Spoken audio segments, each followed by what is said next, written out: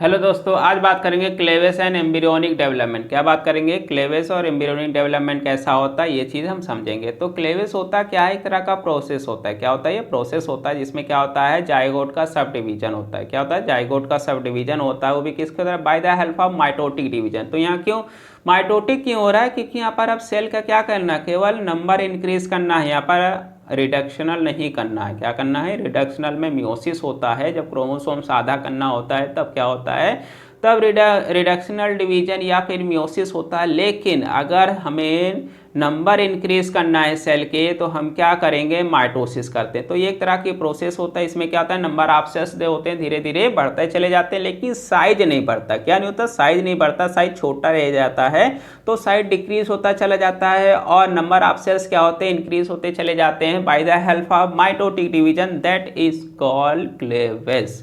आगे बात करते हैं कि क्लेवेस सबसे पहले किसने ऑब्जर्व किया था? स्वयं टाइम थे, वो भी 1738 में। वो भी कहाँ, किसमें ऑब्जर्व किया था? फ्रॉग में। कब? 1738 में फ्रॉग में इसका ऑब्जर्वेशन किया था।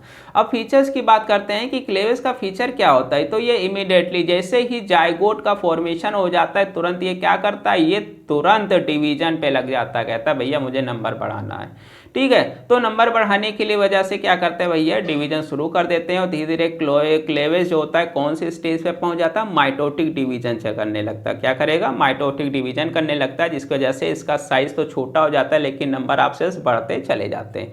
डिवीजन लगातार चलता रहता है और तब जाकर के एक स्ट्रक्चर बनता है। उस स्ट्रक्चर को क्या बोलते हैं? ब्लास्टोमेयर बोलते हैं। क्या बोलते हैं? ब्लास्टोमेयर बोला जाता है, जिसका वॉल्यूम और जनरल शेप का बात की जाए तो एम्ब्रियो की तरह नहीं रहता इसमें। ठीक है, ब्लास्टोमेर कहते हैं। लेकिन फिर भी एम्ब्रियो का जो साइज होता है, जैसे वॉल्यूम होगा, शेप हो गया, फिर भी क्या होता है, क्लेवेस के दौरान नहीं बदलता है। तो यहाँ पर रेट और रिदम की बात की ली जाए तो इसको किसके द्वारा डिटरमाइन किया जाए? Bye the help of cytoplasm. Egg के अंदर जो लिक्विड भरा रहता है उसको क्या बोलते हैं? साइटोप्लाज्म बोलते हैं। ठीक है, उसके द्वारा क्या कर सकते हैं, बहुत अच्छे से हम डिटरमाइन कर सकते हैं। क्या कैसे? रेट का मतलब क्या हो गया कि डिवीजन कैसे हो रहा है, पर सेकेंड या पर मिनट, पर आवर, किस तरह से डिवीजन हो रहा है, उसका रिदम कैसा है, ये चीज़। आगे रहते हैं कि यहाँ पर रिदम कैसा होता है। उसके बाद बात करते हैं जाइगोट का क्लेवेस, जिसका रिजल्ट ये होता है कि जाइगोट धीरे धीरे क्या होता है, फर्स्ट सबसे पहले किस में बदलेगा? As a ball. किस फॉर्म में बदलता है? बॉल के फॉर्म में बदल जाता है। किस फॉर्म में? बॉल के फॉर्म में बदल जाता है। होता है क्लेवेस क्या होता है, जाइगोट का क्लेवेस जब होने लगता है तो उसका साइज तो बढ़ नहीं रहा है, लेकिन क्या बढ़ रहा है, केवल नंबर ऑफ सेल्स। तो एक बॉल लाइक स्ट्रक्चर बनाता है, इसको क्या बोलते हैं? मोरुला बोलते हैं। ठीक है, आगे बात करते हैं कि मोरुला जो होता है कैसा होता है, अंदर में क्या होता है भैया, ये होलो बॉल लाइक स्ट्रक्चर में बदल जाता है। आगे चल के किसमें? जो मोरुला होता है धीरे धीरे इसके अंदर डेवलपमेंट होता है, अंदर में ये खोखला हो जाता है, बैलून लाइक स्ट्रक्चर बनाते हैं, इसको ब्लास्टोला बोलते हैं। क्या बोलते हैं? ब्लास्टोला बोला जाता है। अब पढ़ेंगे केमिकल चेंज। जब ये क्लेवेज हो जाता है तो उसमें केमिकल चेंजेस तीन तरह के होते हैं। एक तो डीएनए का सिंथेसिस होता है, सिंथेसिस ऑफ आरएनए होता है, सिंथेसिस ऑफ प्रोटीन। तो यहाँ पर तीन चीज़ों का बनने की शुरुआत होती है। अगर ऐसा होगा नहीं तो भैया सेल्स बढ़ रहे हैं, लेकिन उनमें मटेरियल्स जो हैं सेल के लिए वो जरूरी है, वो होते हैं। तो यहाँ पर वो नहीं बनेंगे तो फिर क्लेवेज तो होगा ही नहीं, जाइगोट आगे डेवलपमेंट नहीं होता है। तो सबसे पहले यहाँ पर क्या होता है, डीएनए का फॉर्मेशन होता है। किस चीज़ का फॉर्मेशन होता है? डीएनए का फॉर्मेशन होता है। हर एक डिवीजन में क्या होता है, नंबर ऑफ डॉटर सेल्स बढ़ते हैं तो न्यूक्लियाई भी क्या हो जाता है, डबल। मतलब एक से अगर दो न्यूक्लियस बन रहे हैं तो डबल हो गया कि नहीं हो गया। तो इस तरह से क्या होते हैं, दो न्यूक्लियस का डेवलपमेंट होता है। यहाँ पर जैसे जैसे न्यूक्लियस का डबलिंग होने लगता है तो रेप्लिकेशन भी डीएनए का शुरू हो जाता है, क्योंकि एक सेल में अगर डीएनए है, अगर उससे क्या होता है दो सेल्स बनेंगे तो क्या हो जाएगा, डीएनए भी डबल हो जाता है।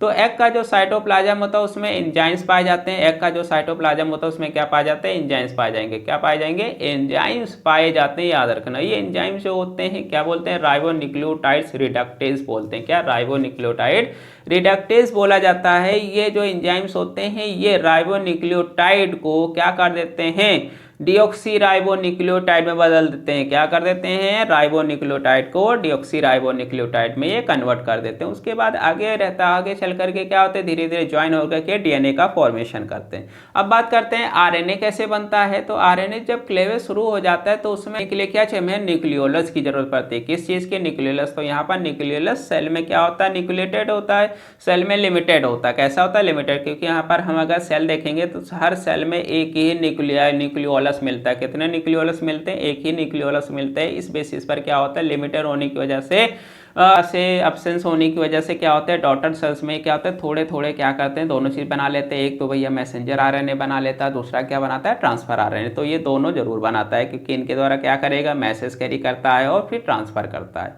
उसके बाद प्रोटीन सिंथेसिस की बात की जाए तो प्रोटीन का फॉर्मेशन क्या होता है, प्रोटीन भी यहाँ पर लिमिटेड अमाउंट में होता है। सर्टेन कुछ ही प्रोटीन जो होते हैं उनका फॉर्मेशन होता है, जो कि हमें ज़रूरत पड़ती है क्या करने के लिए, क्लेवेज में। क्लेवेज अगर वुमेन्स की बात की जाए तो वुमेन्स में क्लेवेज कैसे होता है, ये स्टार्ट या फर्टिलाइजेशन के बाद तुरंत स्टार्ट हो जाता है, बहुत तेज़ी से रिपीटेड डिवीजन होता है माइटोटिक डिवीजन के द्वारा। यहाँ रेट ऑफ डिवीजन जो होता है मेमल्स में थोड़ा स्लो होता है, ठीक है। बाकी मैमल एनिमल्स की बात की जाए, बाकी एनिमल्स की तो उनसे स्पीड इसकी थोड़ी सी स्लो होती है, याद रखना है। एग जो ह्यूमंस का होता है कैसा होता है, आलेसिथल होता है। कैसा होता है, आलेसिथल होता है, मतलब बिना योग के होगा। कैसा होगा, बिना योग के होता है। तो क्लेवेज कैसा होता है, होलोब्लास्टिक होता है, मतलब यहाँ पर कंप्लीट डिवीजन होता है। क्या होता है, कंप्लीट डिवीजन होता है। डिवीजन इरेगुलर होगा। अब यहाँ पर डिवीजन तो हो रहा है लेकिन इरेगुलर, मतलब अनइक्वल डिवीजन होता है। फर्स्ट जो डिवीजन होता है वर्टिकल होता है, लेकिन क्या होता है, अनइक्वल होगा। कैसा, अनइक्वल होता है। तो यहाँ पर हम लीडिंग फॉर्मेशन की बात की जाए तो दोनों न्यूक्लियाई का साइज क्या होता है भैया, उसको क्या बोलते हैं, अनइक्वल होता है, जिसकी वजह से क्या बोला जाता है, ब्लास्टोमेयर बोल दिया जाता है। और जो लार्जर होगा, जो लार्जर साइज का होगा उसको मैक्रोमेयर बोलते हैं, और जो स्मॉलर साइज का होता है उसको क्या बोलते हैं, माइक्रोमेयर। तो लार्जर साइज को मैक्रोमेयर कहेंगे और जो छोटा साइज होगा उसको माइक्रोमेयर बोला जाता है, याद रखना है। तो ये सेकेंड डिवीजन, पहला डिवीजन क्या हुआ, वह पहला डिवीजन जो था हॉरिजॉन्टल हुआ। ये पहला डिवीजन की अगर बात करते हैं, पहला डिवीजन भी वर्टिकल हुआ था, दूसरा डिवीजन भी कैसा हुआ, वर्टिकल हुआ। तो इसमें रहता है जो वर्टिकल डिवीजन होता है, अब यहाँ पर पहली बार क्या हुआ, अनइक्वल डिवीजन हुआ। दूसरी बार राइट एंगल पर होगा। किस फॉर्म में होगा, राइट एंगल पर डिवीजन होता है। तो मैक्रोमेरिया सबसे पहले डिवाइड होता है, जिसका रिजल्ट ये होता है कि एम्ब्रियो 4 सेल के हो जाते हैं। कितने सेल के हो जाते हैं, 4 सेल के हो जाते हैं। हमको याद रखना है कितने, 4 सेल के हो जाते हैं ये। अब बात करते हैं मोरुला। मोरुला जो होता है 16 सेल्ड स्ट्रक्चर होता है। कितना, 16 सेल का स्ट्रक्चर होता है, उसको मोरुला बोलते हैं। ये किसकी तरह नजर आता है, मलबरी फ्रूट, जिसको मोरस अल्बा कहते हैं, उसकी तरह नजर आता है। इस वजह से उसका नाम क्या रखा गया, मोरस अल्बा रखा गया।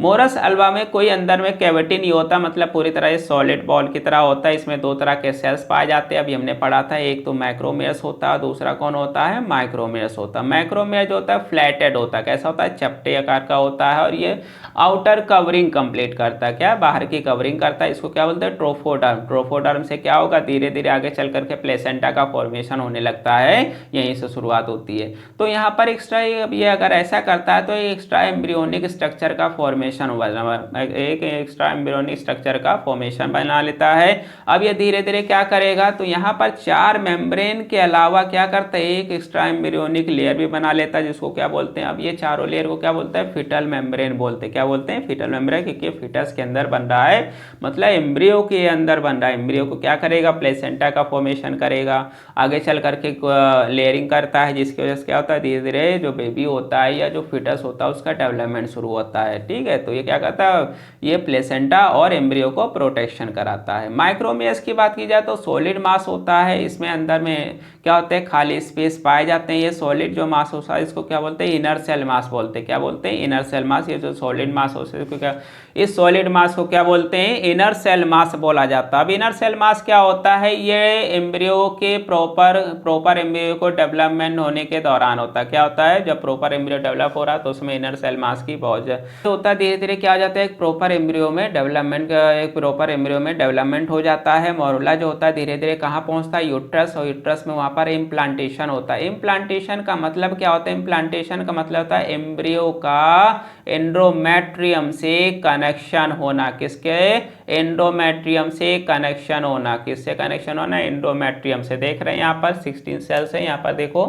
तो यहाँ पर ये फीमेल पार्ट है। फीमेल पार्ट में एम्ब्रियो में, क्योंकि यहाँ पर अगर डेवलपमेंट होना है तो डेवलपमेंट कहाँ होगा, डेवलपमेंट एक ही जगह होगा कहाँ, डेवलपमेंट जो होगा केवल इस जगह पर होता है। किस जगह पर होता है, ओवरी में केवल क्या होता है, ओवा का फॉर्मेशन होता है। किस चीज़ का फॉर्मेशन होता है, ओवा का फॉर्मेशन होता है, याद रखना। किस चीज़ का, ओवा का फॉर्मेशन। अब यहाँ से ये देख रहे हैं कि एक क्या हो गया, डेवलप हो गया। ये क्या हो गया, एग डेवलप हो गया। अब ये जायगोट यहाँ पर एग तो क्या करेगा, फर्टिलाइजेशन होगा, फिर जायगोट, जायगोट से देख रहे हैं 2 सेल बने, फिर 2 सेल कितने 4 सेल बने, 4 से 8 बने, 8 से 16 बने। जो 16 सेल्स बनता है उसे क्या बोलते हैं, मोरुला बोलते हैं। क्या बोलते हैं, मोरुला। अब आगे चल करके इसका क्या होगा, इस ब्लास्टोसाइट का इम्प्लांटेशन होता है। मतलब ये मदर की जो ये कौन सी लेयर होती है, इसको एंडोमेट्रियम बोलते हैं। क्या बोलते हैं, एंडोमेट्रियम बोला जाता है। इस एंडोमेट्रियम के साथ क्या होगा, ये जुड़ जाएगा और जुड़ने के बाद क्या करेगा, धीरे धीरे डेवलपमेंट होगा, प्लेसेंटा का फॉर्मेशन करेगा, तब जाकर के मदर से ही क्या होता है, फिजिकली कनेक्शन होता है, मदर से एनर्जी भी इसको मिलता है। ये एंडोमेट्रियम लायर, इसको क्या बोलते हैं, डेसिडुआ के नाम से भी जानते हैं। किस नाम से, डेसिडुआ या यूट्रीन एंडोमेट्रियम लेयर या डेसिडुआ के नाम से भी जाना जाता है।